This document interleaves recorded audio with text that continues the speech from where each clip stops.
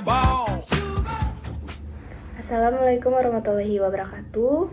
Sebelumnya perkenalkan, nama saya Selvi Diotami dengan NPM A1J023046 dari kelompok 10 Program Studi Pendidikan Non Formal Universitas Bengkulu. Jadi di sini saya akan mempresentasikan tugas saya dengan judul Media dan Teknologi dalam Pendidikan Keluarga, yang merupakan tugas dari mata kuliah Pendidikan Keluarga dengan dosen pengampu Bapak Dr. Ari Putra, MPD. Baiklah, di sini saya akan menyampaikan materi yang pertama, yaitu latar belakang. Perkembangan teknologi digital telah mengubah cara hidup dan komunikasi keluarga. Media dan teknologi kini berperan penting dalam pendidikan non-formal seperti homeschooling melalui buku, lingkungan, perangkat elektronik, dan peran orang tua sebagai fasilitator.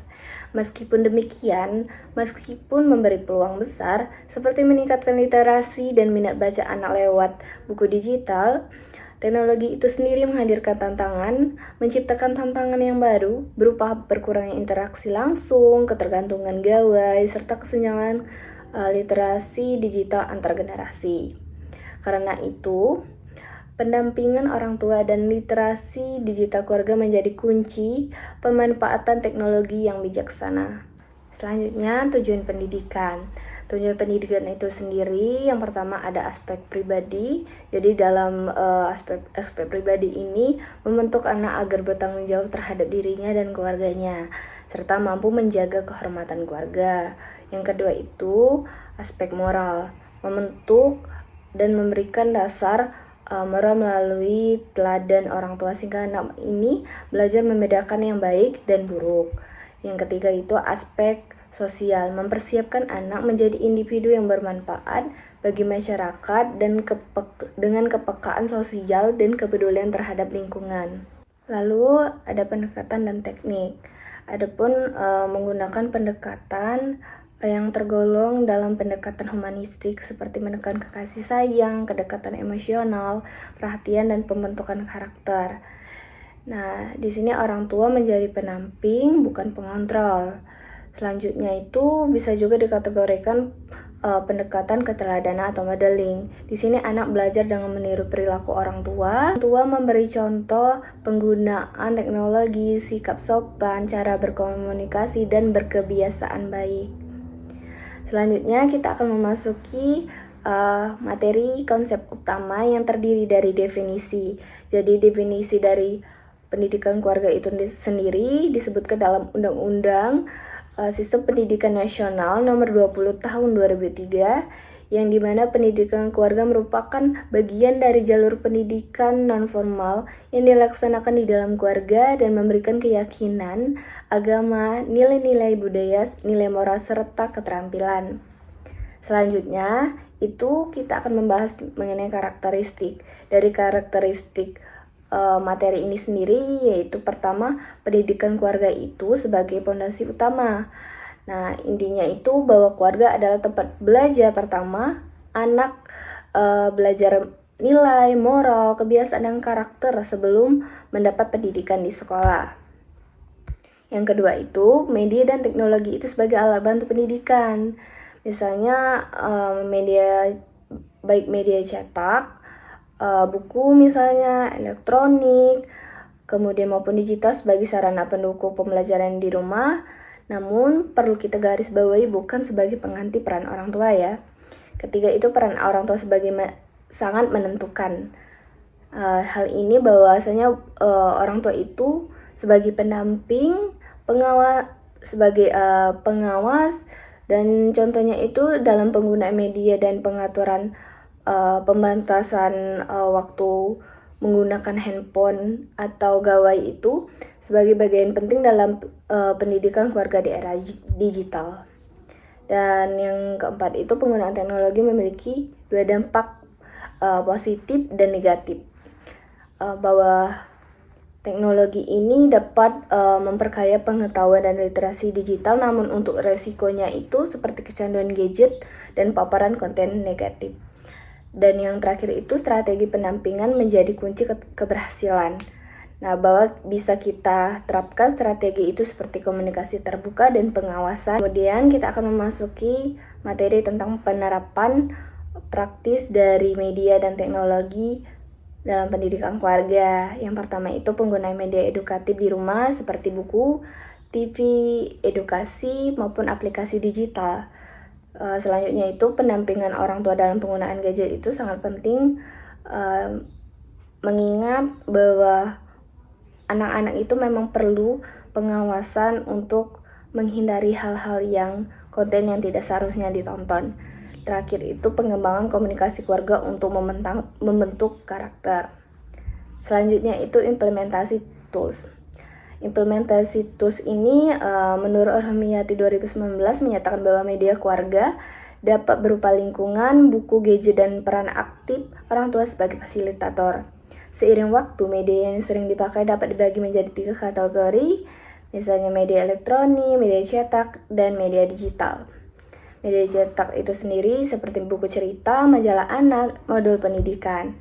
Media elektronik itu seperti radio, yaitu cerita, musik, parenting, televisi tayangan anak, film edukasi, dan pemutar audio video.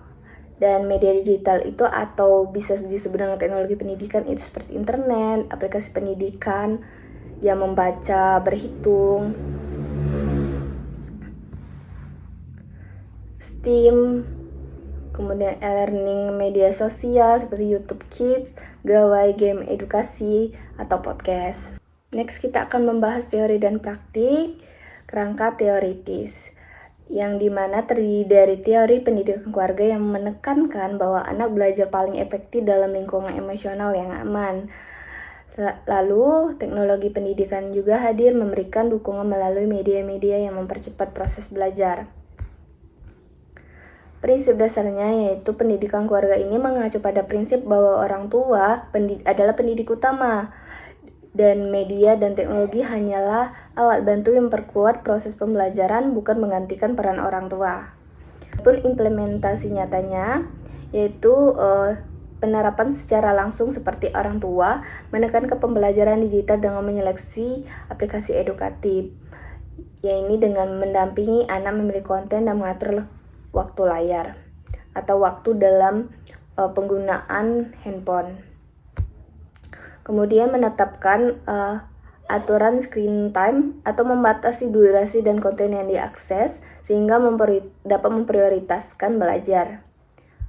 Dan terakhir itu berdialog dengan anak mengenai konten digital yang akan dilihat atau yang akan ditonton. Di sini saya akan membahas salah satu contoh studi kasus yang merupakan referensi yang ada di makalah saya, yang yaitu penelitian oleh Yuniarti dan Ria Astuti 2025 yang berjudul pemanfaatan media Smart TV berbasis rumah anak dalam meningkatkan perkembangan kognitif dan bahasa anak usia 2 tahun. Hal ini menunjukkan bahwa Smart TV dengan fitur tayangan anak dapat mendukung perkembangan kognitif jika orang tua mengarahkan pilihan konten. Tayangan secara visual juga dapat mempermudah pemahaman konsep dasar seperti warna, bentuk, kosakata baru. Dan poin pentingnya nih teman-teman, bahwa pemanfaatan media dan teknologi dalam keluarga itu harus disertai pendampingan agar proses pendidikan tetap berjalan sesuai nilai dan tujuan pendidikan keluarga.